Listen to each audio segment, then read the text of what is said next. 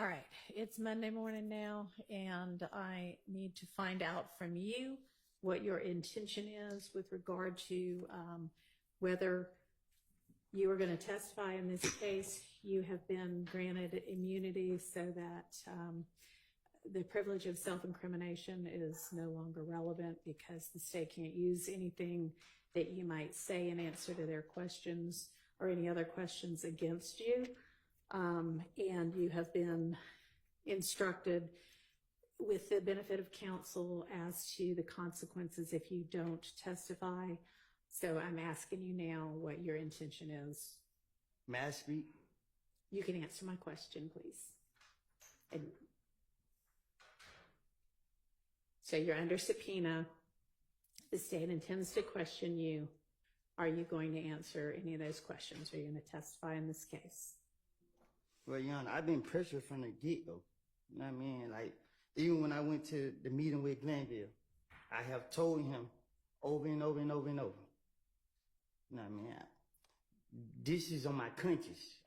I got to keep distracting myself every day because I'm being dragged down into here because of lies that I done told. I'm tired of y'all bothering me.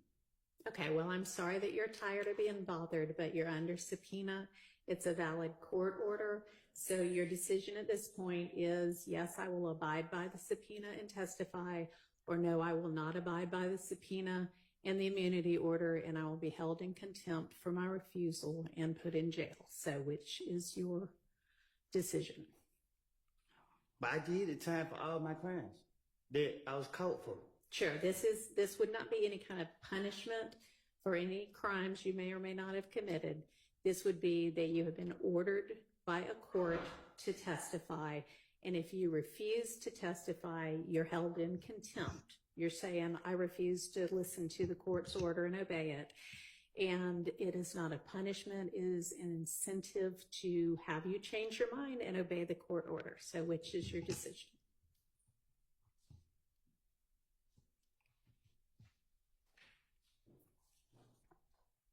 Can you explain it to me? So we talked about it. It's the same thing that Glenville doing to me? It is the same order that is still in control. You have a subpoena for your testimony. That is a court order. You also have a court order that says anything that you say can't be used against you other than if you get on the stand and lie and it amounts to perjury, you can be charged with that or with false statements.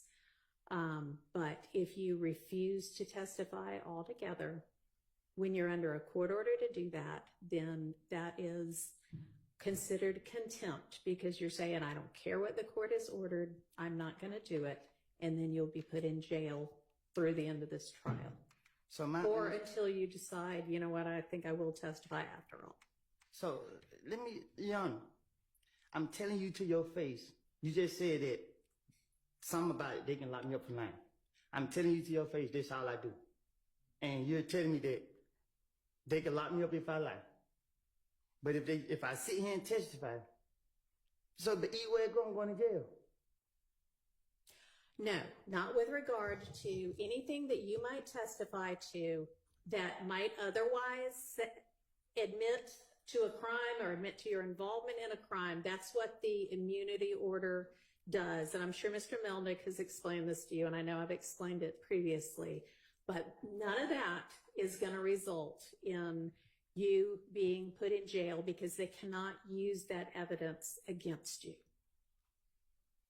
to prove any of those crimes that you might incriminate yourself about.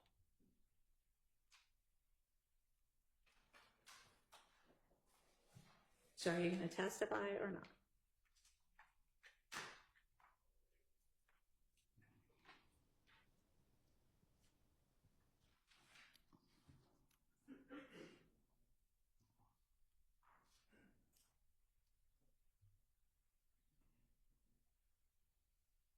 Do you want to talk to Mr. Melnick again?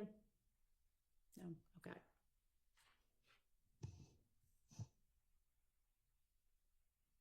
All right. Okay. All right. Thank you. All right. So I'm going to have you step out for just a minute.